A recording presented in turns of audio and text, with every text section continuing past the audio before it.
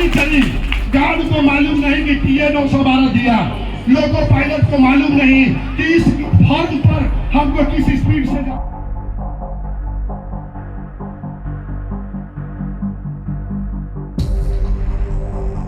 Muzaffarpur junction पर railway running staff का अनिश्चितकालीन धरना तीसरे दिन भी जारी रहा।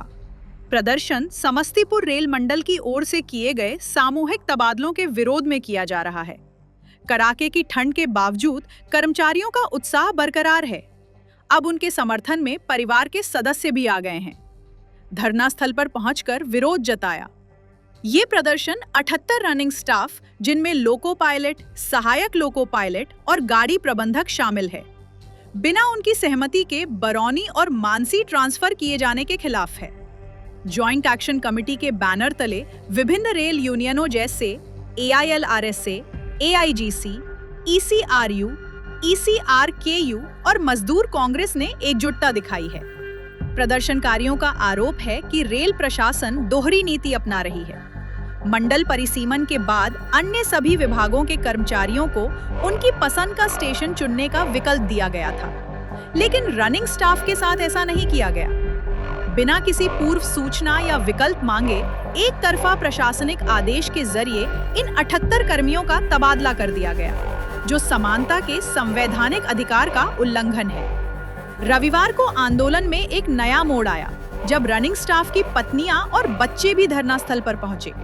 हाथों में "हमें न्याय चाहिए" और "अन्यायपूर्ण तबादला वापस लो" जैसे नारों वाली तख्तियां लिए परिजनों ने रेल प्रशासन के खिलाफ जमकर नारेबाजी की। परिजनों का कहना है कि अचानक हुए तबादलों से बच्चों की शिक्षा और घरेलू व्यवस्था पर बुरा असर पड़ेगा।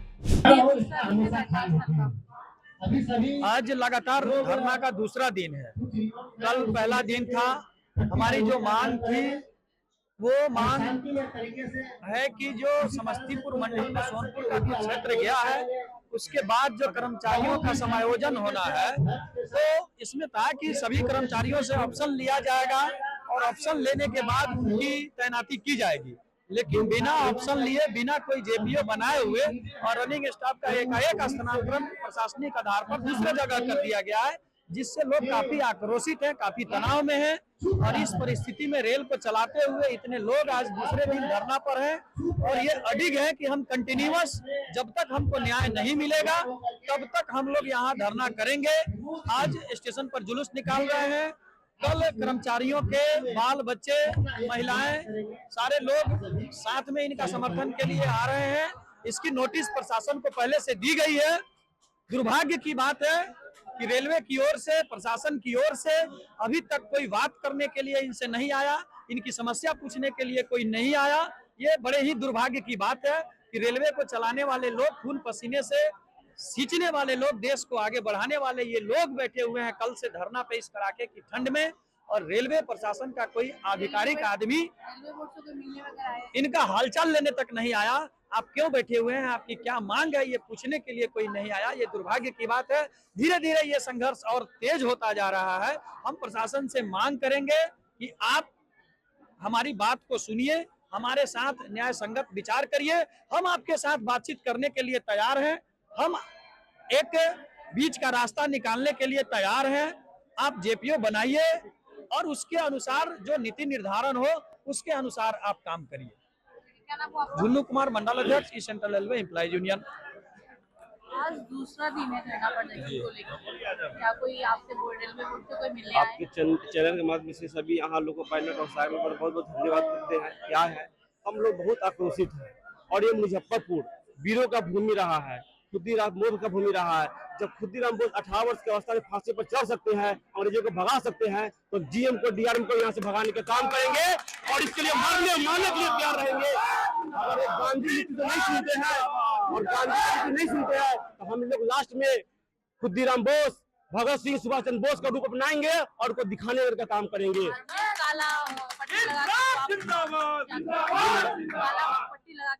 बिल्कुल मैडम, हम लोग शांतिपूर्वक ढंग से, अभी तो गांधी के नीति से चल रहे हैं, काली पट्टी लगाएंगे और शांतिपूर्वक ढंग से धरना प्रदर्शन करेंगे और रैली निकालेंगे। क्या नाम हुआ आपका? मेरा अजय कुमार, लोको पायलट, सहायक, मुजफ्फरपुर। आज इस अनिश्चितकालीन धरना का दूसरा दिन है। सोनपुर मंडल का जो मुजफ्फरपुर कर्पूरी ग्राम खंड का सीमांकन में समस्तीपुर का दिन किया गया और अन्य कर्मचारियों के भांति रनिंग कर्मचारियों को उसके ऑप्शन चयन करने के लिए ऑप्शन नहीं दिया गया कि वह किस डिवीजन में रहना चाहते हैं और ना ही जेपीओ बनाई गई।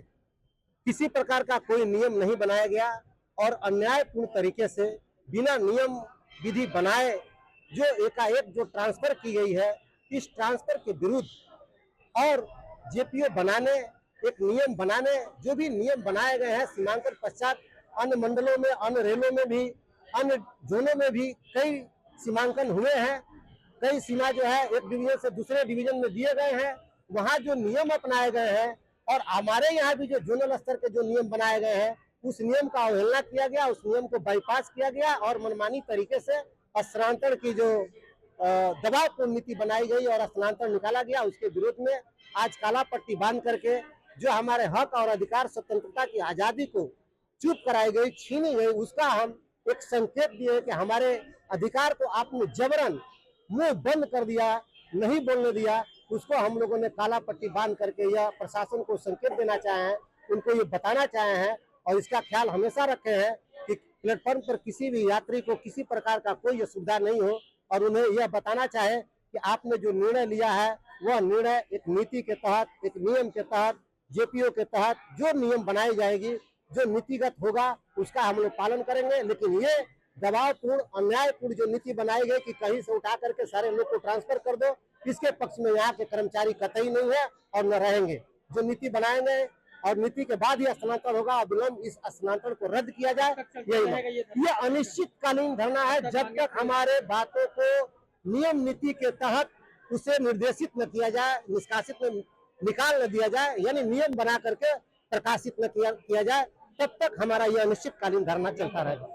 कपिल देव यादव, शाखा सचिव, शाखा अध्यक्ष, अलरसा, मुजफ्फरपुर।